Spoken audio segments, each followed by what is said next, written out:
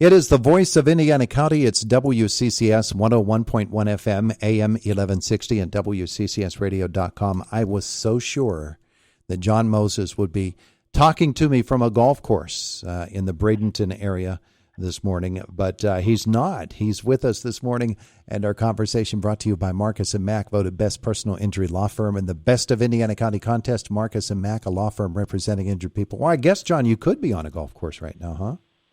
I could, but I am not, unfortunately, though I am in a place in which it is okay to play golf these days, Bradenton, Florida. It's wonderful here. Well, you, of course, are in Bradenton, and you'll be in the broadcast booth for the Altoona Curve this season. You're getting a look at some pretty darn good arms. Did you go to that game last night, the Prospects game? I did. I was sitting right behind home plate with a significant contingent of scouts and player development people, and everybody came away saying the same thing. Wow, there are some arms on the way. And sure, there are guys that we've heard of and seen in Altoona, like Paul Skeens and Braxton Ashcraft, and Bubba Chandler finish off the game last night up to 99 miles an hour. But there's a couple of other guys. Hunter Barco is a guy who pitched really well last night, a left-hand pitcher who, was coming back from Tommy John surgery when he was drafted in 2022, and he looked electric last night. It was a 7-inning game. Pirates pitching only allowed 1 hit and 4 walks. Yeah, pretty amazing effort. And that should really get Pirates fans excited, because when you look at prospects, the Orioles have the top-ranked farm system in baseball, but the Pirates have 4 pitchers in the top 100 among MLB prospects, more than anybody else. And 2 of those 4 didn't even pitch for the Pirates last night. They've got so many young guys with great cannon arms. For sure. And, I think the guys are starting to realize how deep they are. Paul Skeens was talking after the game last night, and he was saying, we're going to be good for a long time. People don't really realize how deep we are. And, he's referring to, guys like himself and Jared Jones, who could be in Pittsburgh, as soon as maybe opening day or, in the first 2 months of the season. But the wave of guys that are going to get to Altoona this year, guys that finished last year in Altoona, Braxton Ashcraft and Bubba Chandler and Anthony Solomito, and, you look a little bit further down into the future and you see somebody like Christian Curtis, who pitched his first professional inning last night in that spring breakout game, and he was 96 miles an hour with 2 breaking balls that he landed for strikes. Jeez. And that was a guy I'd never heard of before. So sometimes it works that way. It really works out. And, I think a lot of credit goes to Pirates player development and their amateur scouts, identifying the right guys and then developing them once they get into the building. I think that's one of the most interesting and fascinating aspects of it all is so somebody who hasn't pitched in even a minor league game, but you get a guy like Patrick Riley, and he's in the mix last night, is the Pirates have these guys, and they're in the system, and they're working with them in the developmental stages down there in Bradenton all this time, and they identify a guy that they can say, let's put him in this game, this prospects game, and see what he does. You can tell that they're really being, let's say, diligent in determining who's ready, who's going to take the next step in this system. And you can sort of watch these games down there in Florida and figure it out, that this is a guy they really like, and that guy over there too. Yeah, I was hanging around Pirate City a little bit the last couple of days, and each day I would sort of ask, whether it was farm director John Baker or somebody else that works in the player development group, who's somebody in the future? And it seemed like every person had a different name that they were, saying, keep an eye on this guy. When I talked to a guy yesterday, Christian Curtis was the first name.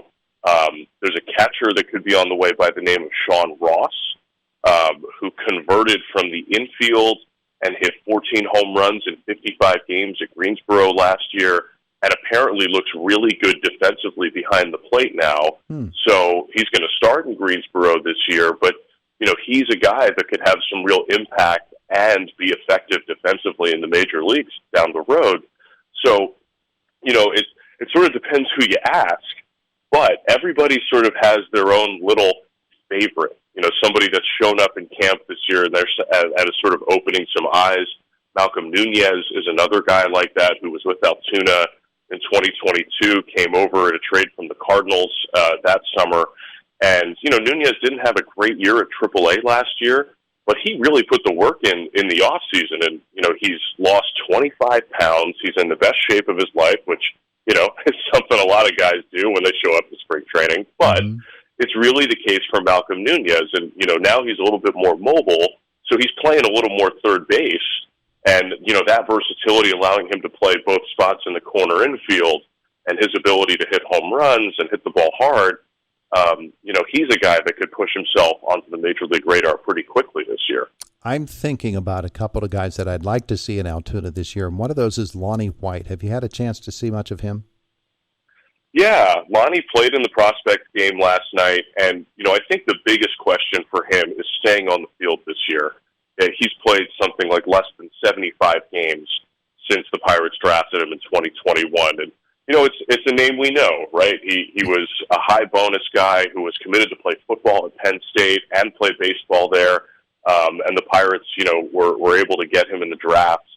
So his number one thing is to stay healthy this year. He's probably going to be in Bradenton for most of the year this year. And, I think if things go well, maybe he finishes in Greensboro. But I think the Pirates really just want to see him healthy for, a 4 or 5 month stretch here. To see if he's able to take advantage of some of those pretty amazing tools. We're talking with Jon Mozes of the Altoona Curve this morning here on Indiana in the Morning, and we'll be hooking up with Jon throughout the season as always. Jon, I don't know if you went to Bradenton with sort of a list of guys that you wanted to see that you think might end up in Altoona or not, but what are some of the names that you see that we could be watching just up the road there at PPG Field? Yeah, I think we're going to have a lot of returners to start the season next year. Guys like Jackson Glenn and Sung Chae Chang and Jace Bowen are probably all in the mix to, sort of hit at the top of the order for the Curve to start the season this year. I wanted to get eyes on Termarr Johnson for the first time. I've, of course, seen a little bit of video on social media, but never really seen him play a game. And, in his first at-bat last night, against a really tough left-hand pitcher, Cade Povich, he hung in on a breaking ball and just sort of punched it at the third baseman because they were sort of shifted away from the third base line. So he showed that he has this great ability to control the bat. He looks super athletic, and, the reports from people I've asked down here have said he looks really good. So it sounds like Termarr Johnson will probably start the year in Greensboro, but it wouldn't surprise me if he makes his way to Altoona in the middle of the season at some point. He's just 19 years old, so, he's the kind of guy that could end up in the Futures game this summer, assuming everything goes well. He's a guy that I'm pretty excited to see later this year. And, I think Tres Gonzalez is another name we'll see in Altoona this year, an interesting speed guy where he stole 28 bases last year and hit almost 300 between Bradenton and Greensboro. This should be an interesting group. I think we're really going to pitch to start the year in Altoona, and then maybe some of the bats come on as the season goes. It's funny you talking about Termarr Johnson. John Wayner told me the guy's body is incredible. He said that's a man's body right there. That's true. Looking at him on the field, in the spring training games I watched Sunday and Tuesday and Thursday, he played in the breakout game last night. He looks the part already, which is pretty impressive for a guy that's only 19. Yeah. Well, we're going to keep watching. We talked last week with Nate Bowen about some of the great promotions coming to Altoona.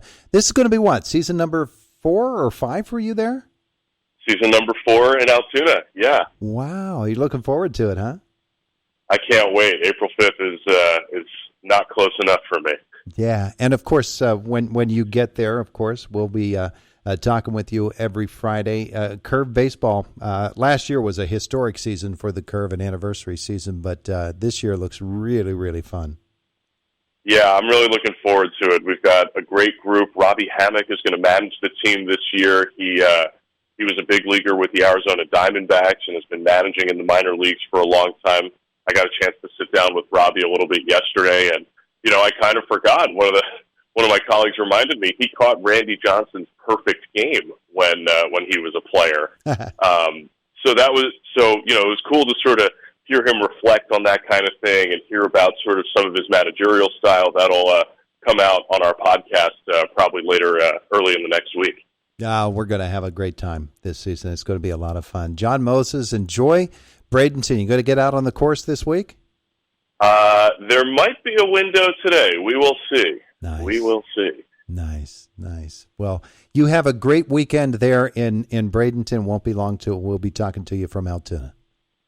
Thank you, my friend. Look forward to talking to you soon. Jon Mozes of the Altoona Curve. It is the voice of Indiana County, WCCS, 101.1 FM, AM 1160, and WCCSradio.com.